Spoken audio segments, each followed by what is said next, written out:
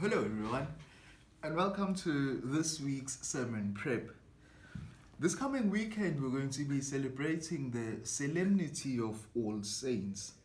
This is a solemnity that brings together the whole church, both in heaven and on earth, to celebrate the triumph of God's grace.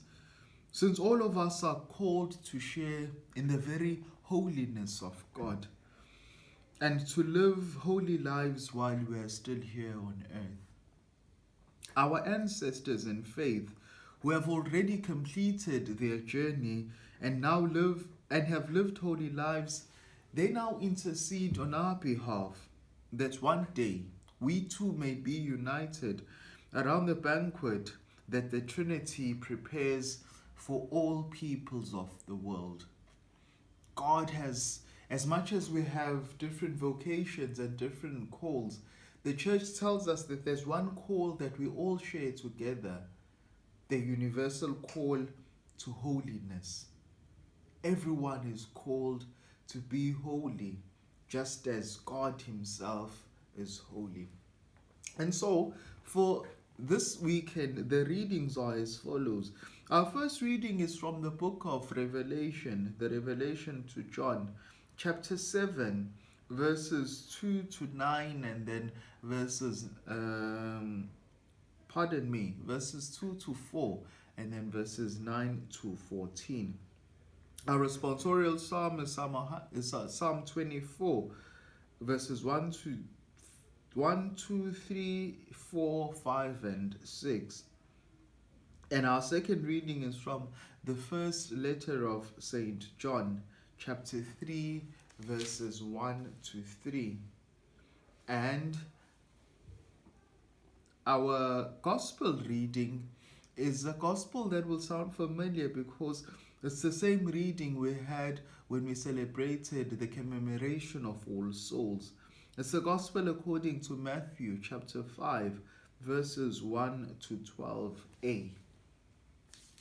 Now, in the first reading, we from Revelation, John is in the island of Patmos, and then he says that I, John, saw another angel ascend from the rising of the sun with the seal of the living God, and he called with a loud voice to the four angels who had been given power to harm earth and sea.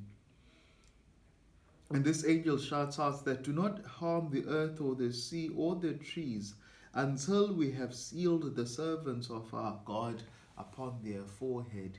It's as if we are going to be those who belong to God, the holy ones of God, those who are going to be saved are going to have a certain mark on them. Now, this book, the book of Revelation, it should never be read on face value. It's unlike the Gospels that we just hear what they want from us and we go and implement it. This is apocryphal literature. It's hidden. It needs proper interpretation. You don't take it literally as it is.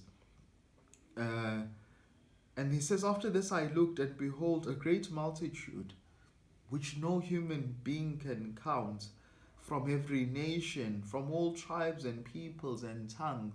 He says he sees them standing before the throne and before the Lamb, and they are clothed with white robes and palm branches in their hands. And they all cry out in a loud voice, salvation and power belong to our God, and to him who sits on the throne, and to the Lamb. And towards the end, he says that then one of the elders come to him and they say, who are these people who are clothed in white robes, and from where do they come? And John replies that, sir, I do not know. I don't know who these large number of people are. And then he said to me, these are the ones who have come out of great tribulation. They've washed their robes and made them white in the blood of the Lamb.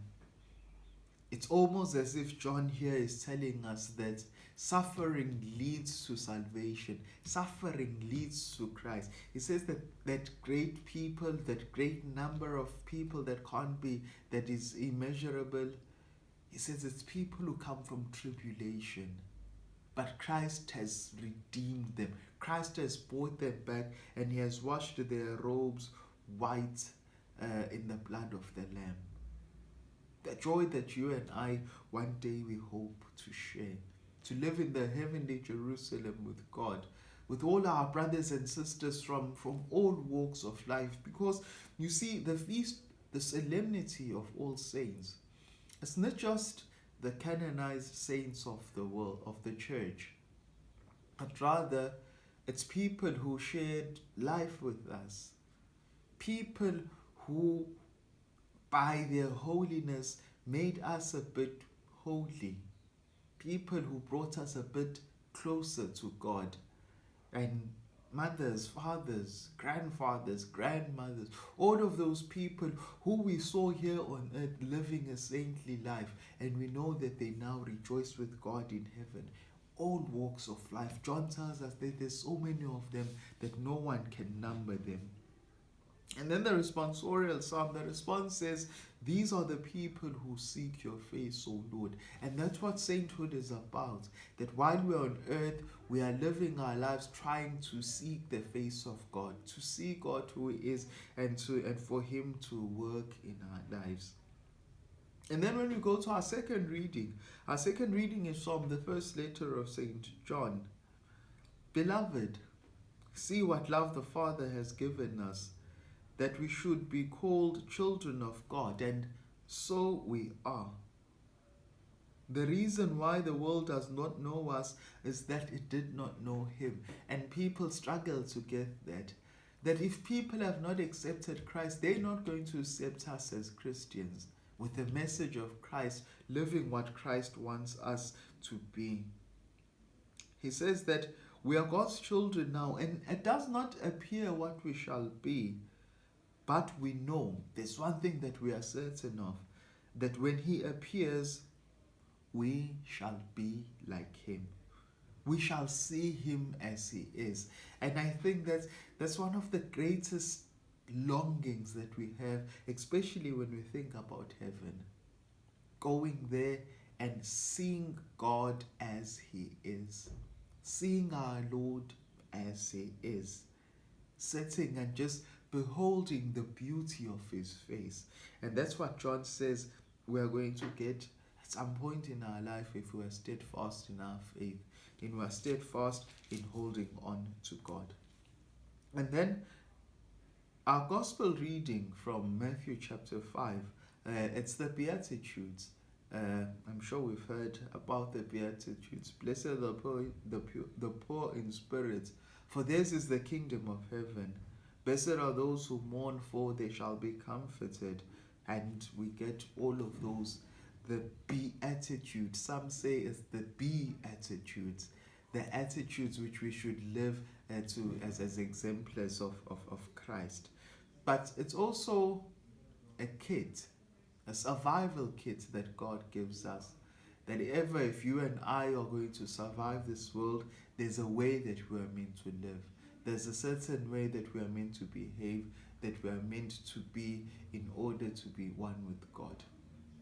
And that is what we'll be celebrating then this coming weekend, as we celebrate the solemnity of All Saints. Now, traditionally, All Saints is celebrated on the 1st of November.